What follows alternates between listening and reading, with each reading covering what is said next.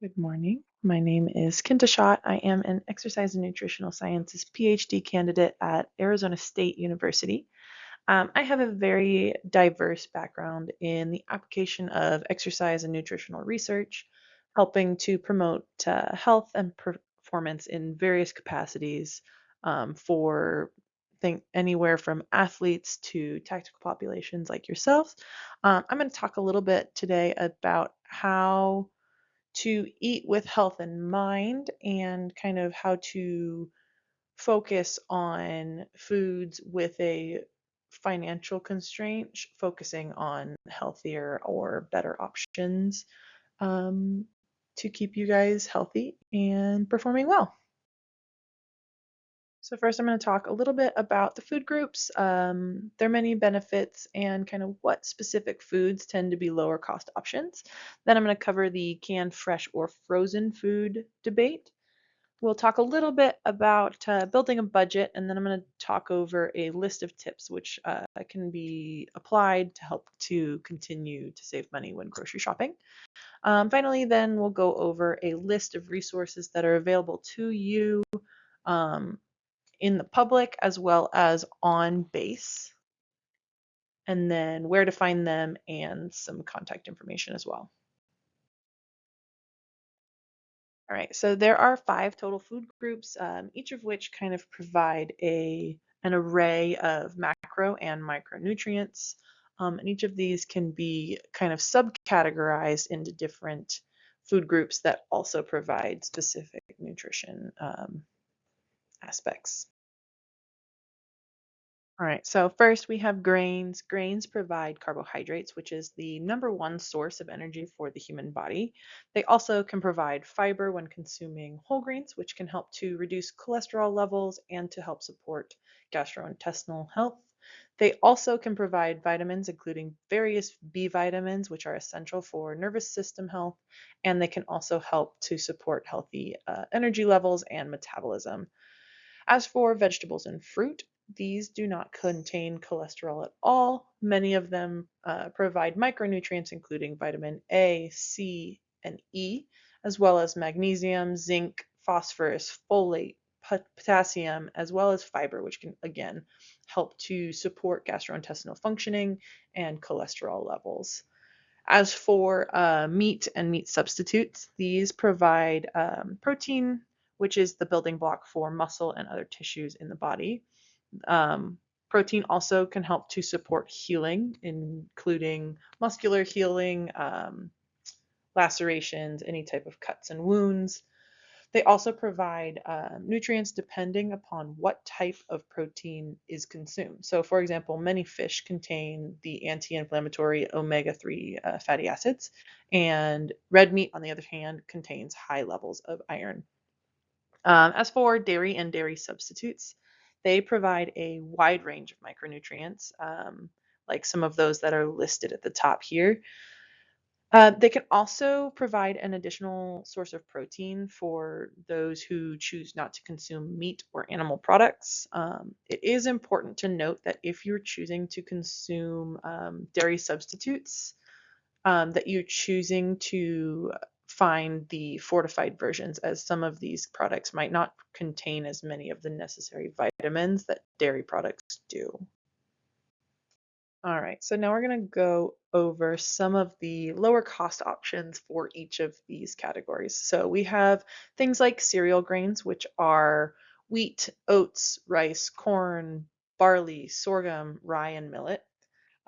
Brown rice listed up there. Edamame is great. It has high fiber, potassium, protein, and magnesium.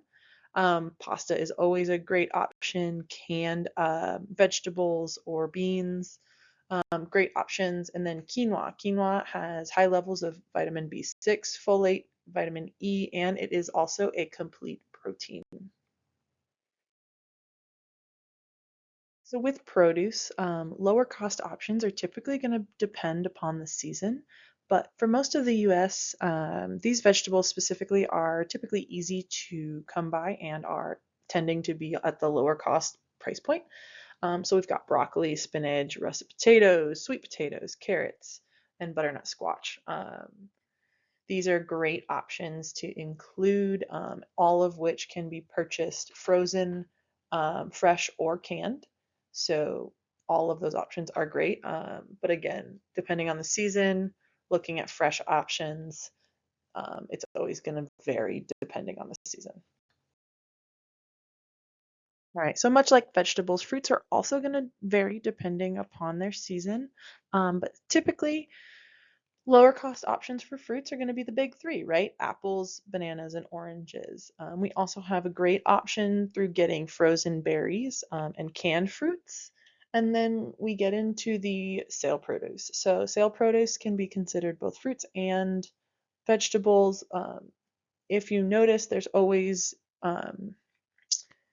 or most of the time, there will be a rack kind of on the side of the produce section. Typically, it's not super well advertised, but what it's going to do is it's going to take some of those the produce foods that either are getting close to their end of life or end of shelf life for the grocery store specifically. This doesn't mean that they are expired or bad. It just means that the grocery store is probably going to have to get rid of them soon. It's important to pay attention to these shelves when you're looking at them. Always examine the fruits. I mean, you should be doing this with the fruits that are on the stands and are super well lit and like out in the open anyways, but like always checking these fresh food options for mold, and other indicators of decay. Um, because they're fresh, there's this inherent risk of contamination. So always just checking over the food before you choose to purchase a specific option, to make sure that they are all good quality and not kind of on their back end of shelf life. All right, so for meats and proteins, ground options are always going to be a lower cost option. These tend to come in different fat to protein ratios, and they'll typically be listed as percentages. So some will be like 60% or 70%, as high as like 93%. I would always go for the higher percentage, and so less fat percentage, as the choice for these ground meats. Canned options are great. Looking at non-sodium versions when you're purchasing canned meats and proteins. Chicken thighs tend to be lower cost.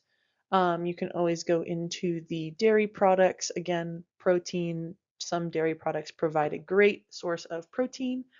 Tofu as a meat alternative or protein alternative is great. It provides great amounts of protein as well as fiber and other important nutrients. And then eggs. Eggs are always a great option. They provide a good amount of protein as well as other important micronutrients. Alrighty, so with dairy products, we have Greek yogurt. Some people like to stay on the regular yogurt side. That's totally fine. Greek yogurt tends to be a little thicker, a little bit more sour. They do make flavored versions. Looking at Greek yogurt specifically, you're going to want to look at the lower sugar options, just because some of the Greek yogurt flavors, they add a lot of sugar, which is just not necessary. Um, you can also always purchase plain Greek yogurt and then throw in some frozen berries, right? So that helps to cut that sour taste, that some people don't like. Milk is always going to be a very cheap option, low fat cottage cheese, and kefir. So, kefir is a fermented milk product which provides probiotics, which is a great option and helps to support gastrointestinal health. You can also look at the boxed shelf stable alternatives. These are great options because a lot of the time you can purchase these in bulk. So you can purchase like 6 or 10 or 12 in a big box, and they can just go into your pantry and you can pull them out as you need. This means that they're lower cost per unit than either a fresh or a refrigerated option. All right, here is just a basic sheet pan dinner. A sheet pan dinner essentially means you just need one flat sheet pan and you can throw everything onto one pan, throw it in the oven for 15 to 20 minutes until the chicken is cooked, and then you toss it in some tortillas and call it good, right? So this is a super simple, super basic meal, super easy to make. Um, and then I kind of broke down what the projected cost is based on an Arizona-based Kroger. Obviously, these costs are going to change widely around the U.S. specifically, depending upon where you're living. So again, these costs specifically are going to vary. All right, so taking that sheet pan meal in the last slide and comparing it to the McDouble $5 meal deal. So if we're looking at cost per serving, we are looking at one serving of the fajitas, which is $2.50 per serving, which equates to two tacos. And we have $5 per serving, which equates to I believe it's a medium soda, a medium fry, a McDouble, and then a four-piece nugget. So if we're looking at the macronutrition comparison, obviously we have a wide difference in energy consumption. So on the McDouble side, we have 1,000 kilocalories, which for most average healthy adults is half of your daily recommended intake. As for the macronutrition for the fajitas, those are only going to be about 300 calories. When we're looking at protein, we're looking at just slightly higher on the McDouble side than the chicken fajitas. We are looking at almost 5 times the amount of carbohydrates. So significantly more carbohydrates in the McDouble side than the fajitas. So what's important to note about the difference in carbohydrates here is that the carbohydrates on the McDouble are coming from what are known as simple carbs. They come from easily digestible, um, easily used carbohydrates in the body, whereas the carbohydrates on the sheet pan fajitas, they're going to contain more fiber, which means they're going to take a little longer to digest, which means they're going to take a little bit longer for the body to feel hungry again. Additionally, we're getting a lot of these carbs from vegetables, like I said, which also provide significantly more micronutrients than that of the bun and the breading on these nuggets when we look at the McDouble side. We have 4 times the amount of fats, most of which are going to be um, the less optimal fats, right? So we're getting fats from the oil that we're frying the fries in. We're getting fats from the oil that we're cooking the um, nuggets in, and the oil from the burger itself, whereas the fats from the fajitas are actually coming from the avocado that's involved in it. And then we're seeing a serious amount of sodium on the McDouble side. Um, Recommended levels for most healthy adults is 2,000 milligrams or 2 grams of sodium per day. This is 3/4 of that amount. Um, Sodium is an important thing to watch because it has a huge effect on blood pressure, which is hypertension is one of the main comorbidities, and cardiac arrest or cardiac disease is one of the main killers in the United States. So making sure that we are looking at those sodium levels is super, super important for us. All right, let's talk about this. Canned, fresh, or frozen? What is the best option? And in reality, there isn't really a best option. It's whatever is best for you, right? So some people have tons of free space in their freezer, so they can buy a ton of frozen foods. Whereas some people live in apartments and they have a teeny tiny little fridge with a tiny little freezer, so they have to purchase more canned or fresh foods. Um, As for the benefits and tips for purchasing these options. So with canned items are going to be typically found in aisles, but can also be found kind of all over the place. But typically they're going to be kind of centralized in a couple of aisles, right? Consecutive aisles. Um, the benefit of these is that they're actually picked at peak freshness. So what happens is when we're growing fruits, produce, and whatnot, they kind of grow on a curve, right? So they have their pre-peak, they have their peak, and then they have their post-peak. And so with these canned options, they're going to be picked at that peak. They're going to be picked at the prime, and then they're going to be canned immediately. So which means they're canned at the peak of their nutritional status. Um, we'll go over the other two in just a second, but things that you want to look for canned is that you want to look at no or low sodium options. You always want to look for the canned in water options, because some foods are going to be canned in syrup or oil, and you always want to look at the what they're actually canned for or canned in.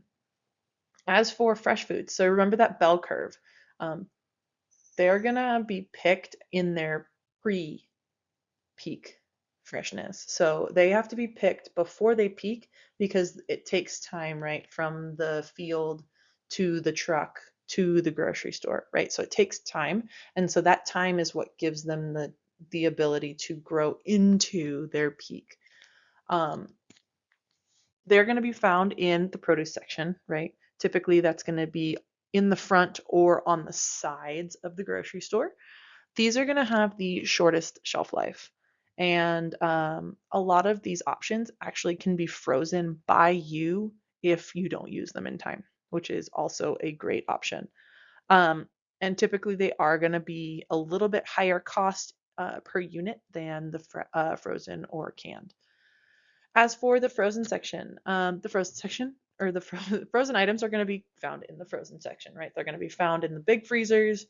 Um, they're going to be usually they're kind of centralized, like what type of frozen option they are. These have a longer shelf life than fresh foods, but have a shorter shelf life than canned foods. So if we're looking at shelf life, we're looking at fresh has the shortest, then we have frozen, and then canned is going to be the longest. Frozen foods are also going to be picked at their peak freshness and frozen immediately.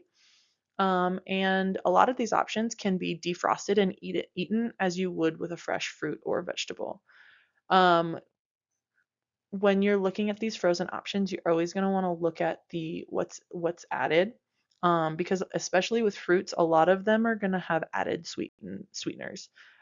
You can get unsweetened versions, and I would always suggest shooting for those because especially with fruits are sweet as is, and most of the time they don't require that additional sweetener. All right, so like I said, when you buy fresh foods, either meats, vegetables, or fruits, you are able to freeze them before they go bad in order to have them stored for longer periods of time. So there are a couple of different things you need to be aware of when freezing fresh foods. With meats specifically, actually with everything, fruits, vegetables, and meats, in order to reduce the risk of freezer burn, you're going to want to reduce the amount of actual air touching whatever the food product is. So with meats, the best way to do this is to actually wrap the piece of meat in plastic wrap first and then place it into either a freezer grade zipper bag or whatever container you're going to be putting it into. And then you want to think to remove as much of the air as possible before you freeze this food. Um, and then when thawing out meat specifically, so meat specifically has a risk of bacterial growth. So you always want to thaw any type of meat under refrigeration. So you always want to take it out of the freezer and put it into the refrigerator. And I would suggest putting it into a secondary container. So like putting the bag of frozen turkey into a glass bowl so that it catches any leakage or condensation in the bowl and not all over your fridge. Now, I understand that sometimes we forget to pull things out and we get home and we say, oh no, I didn't pull out the turkey I was going to make for dinner.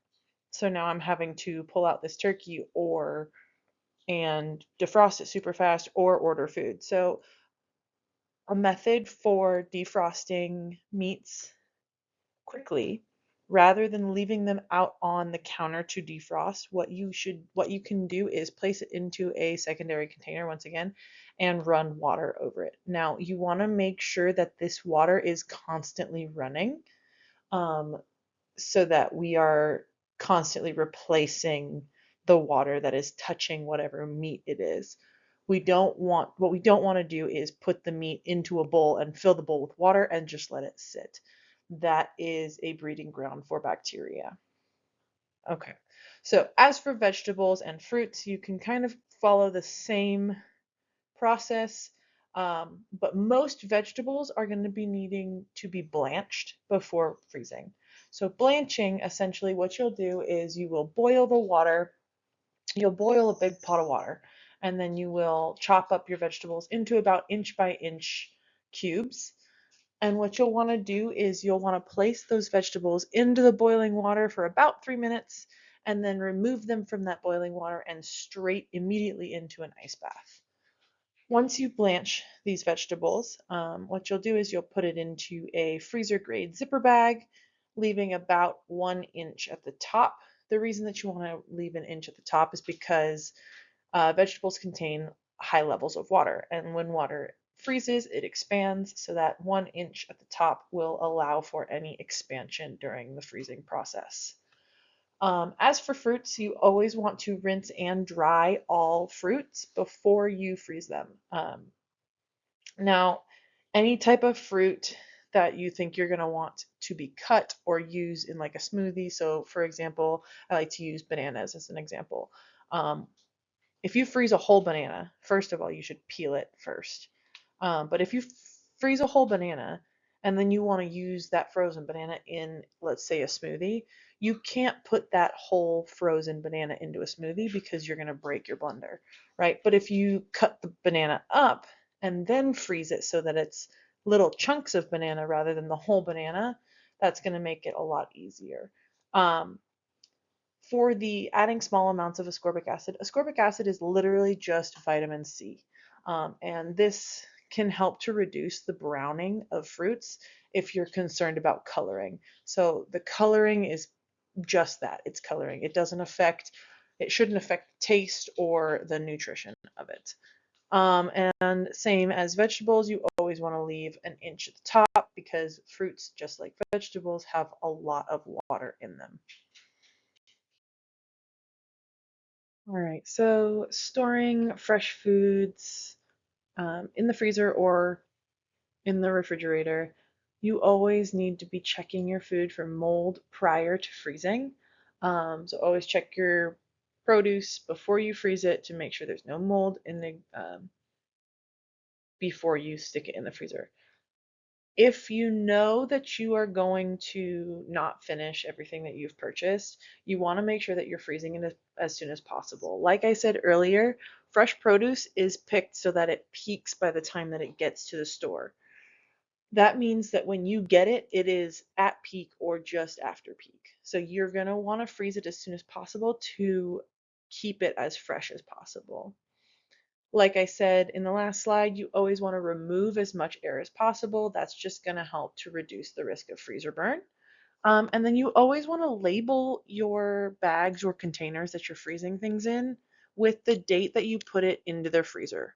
So the guidelines below are just some guidelines for how long different products can be frozen, and maintain their freshness. So ground meats and poultry can be frozen for about 3 to 4 months before they need to be eaten. Steaks, chops, or roasts can be frozen for anywhere from 4 to 12 months, and that's going to depend on what type of meat it is. Always do your research before, so that you're aware of how long what individual meat can be frozen for how long. As for fish, fatty fish can be stored in the freezer for 2 to 3 months, and lean fish can be stored for 6 to 8 months. Vegetables, some can be stored for up to 12 months, but noting that some, especially if you're not blanching them, can be reduced in the quality, texture, and flavor the longer that they freeze. And fruits can be frozen for anywhere from 6 to 12 months. All right, so here you'll see a couple of different strategies for budgeting for food. The most common for food specifically is going to be, there's two different budget strategies listed here. And the first is going to be taking 10 to 15% of your total income and putting it towards your food. The second one is a total budgeting strategy, and that's going to be the 50-30-20. And so 50% of your income is going to go to everything that you need. You physically need to be surviving. That includes rent, that includes food, and whatnot. 30% of your income is going to things that you want, and 20% is going to be going to things that are including savings, loans, and debts. Um, as for how to plan for yourself, you're going to want to think about tracking your current spending and finding where your priorities lie currently. And then you're going to want to prioritize what types of foods that you're wanting to purchase. So, what type of diet preferences or restrictions do you have? Are you looking to purchase more fresh, canned, or frozen foods? And what is available at your preferred grocery store, market, or the commissary, wherever you're getting your foods from.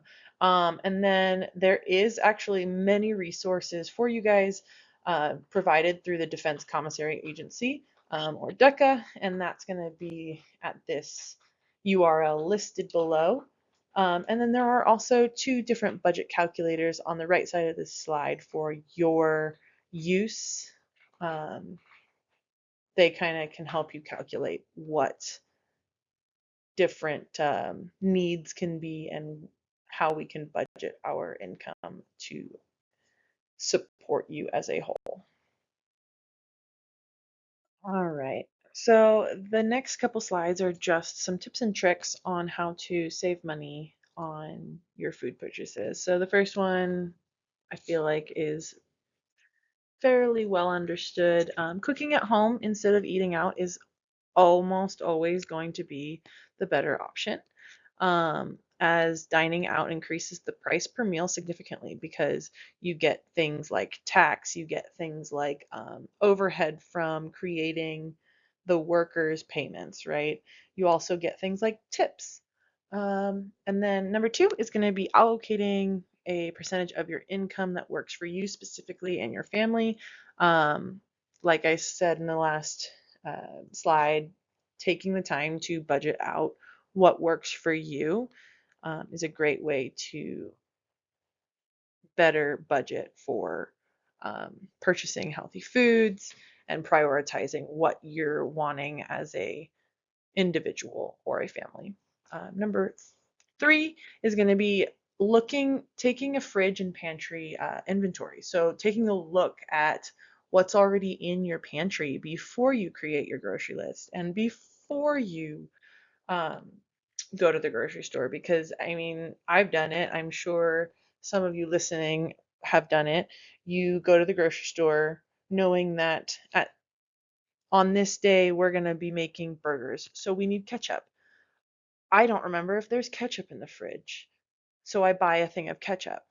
And now I have two ketchups open in my fridge and three sitting in my pantry, right? So just doing an inventory before you go to the grocery store. That way we reduce the risk of repeat purchases when we don't need to.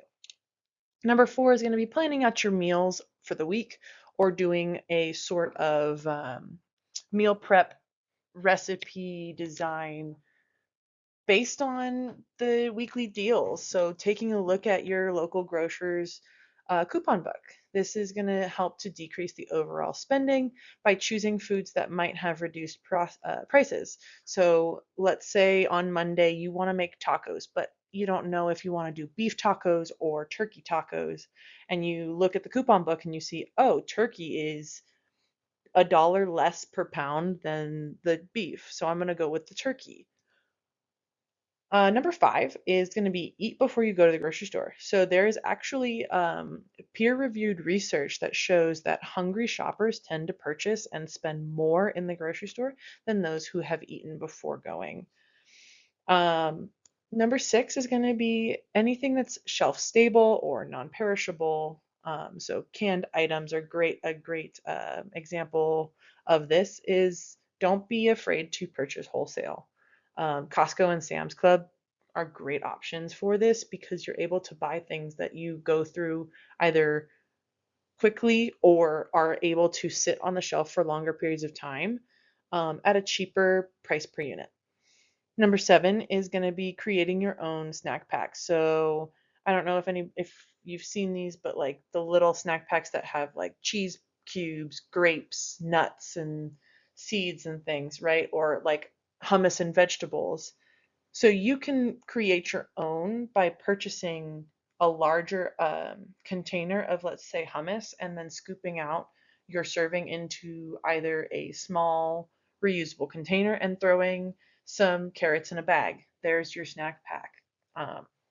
That is going to reduce the price because it's not prepackaged, and you get to actually choose what is in the snack pack. So rather than purchasing something that has, for me, the cheese, the nuts, and then raisins. I hate raisins, right? So I'm going to eat the cheese and the nuts, but I'm going to throw the raisins away. So now I'm paying for the raisins, but I'm going to toss them. So one, that's creating more waste. Two, it's I'm paying for raisins, but I'm not going to eat the raisins. So why am I paying for it, right? When I can just create them myself.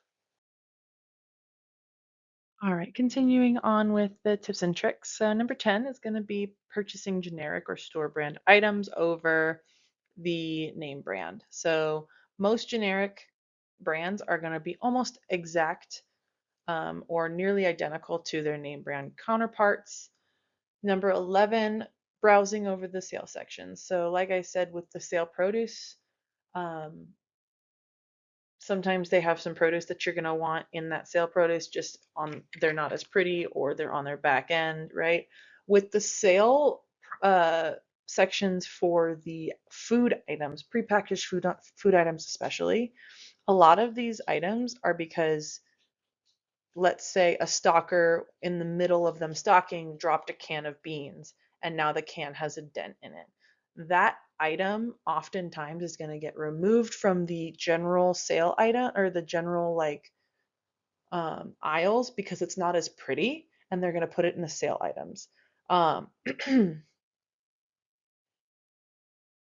for number 12, joining rewards programs. So a lot of these provide coupons, member only deals, points, and even some that provide gas discounts. And most of these programs are going to be free for you to join. Number 13 is the organic versus non-organic, or not quote organic. Organic foods are going to come at a higher cost point than non-organic, air quotes, foods. And currently the evidence, so scientific evidence, does not allow for definitive statement on the benefits of a organic versus inorganic dietary intake. And something to note is that if you choose organic versus not organic items are a completely personal choice. But there is a huge difference between something that's labeled as a USDA organic item versus something that's labeled as natural or free range or hormone free, right? So making sure that we are, if we're choosing to purchase organic, that we are choosing those items that are labeled with the USDA organic label on it. And that's going to be that label at the bottom left here. All right, so organic versus not organic continued. So if you are going to purchase organic versus not organic, again, that is a personal preference. That is totally fine. If you're going to purchase the organic options and you are still concerned about the financial end of things, I would recommend starting with what's referred to as the Dirty Dozen. So these 12 items are not necessarily more risky, but in research, we have seen that these foods tend to show with higher pesticides. All right. So those Dirty Dozen are going to be strawberries, spinach, greens, grapes, peaches, pears, nectarines, apples, bell and hot peppers, cherries and blueberries, and green beans. These items just inherently seem to appear with higher levels of pesticide residues. So those are the ones that you're going to want to, if you're looking to purchase organic but are concerned about the financial end, those are the ones that you're going to want to lean more towards going organic. The ones that you don't necessarily need to be purchasing organic because they have just like a lower occurring tested pesticide residue occurrence. You're going to see lower pesticides in avocado, sweet corn, pineapple, onions, papayas, and sweet peas, asparagus, honeydew melon, so the green melons, kiwis, cabbages, mushrooms, mangoes, sweet potatoes, watermelon, and carrots. So those ones are going to tend to have lower tested pesticide residues and less of a difference between organic and not organic options. So those are the ones that you should be safe if you're looking to purchase organic but are concerned about the price point. The Clean 15 are the ones that you could purchase not organic and not be as concerned because there is not a significant difference between organic versus not organic. All right. So here at Luke Air Force Base, specifically, we do have a food pantry. This is going to be located at Building 465. The address is listed below. The hours are listed up here, and they are going to be closed on holidays and wing down days. Just knowing that this resource is available to you guys here at Luke is great. They offer canned foods, diapers, hygiene products like deodorant and baby formula. So it's a great opportunity for you guys to use, and I would recommend checking it out and taking a look at what they're offering.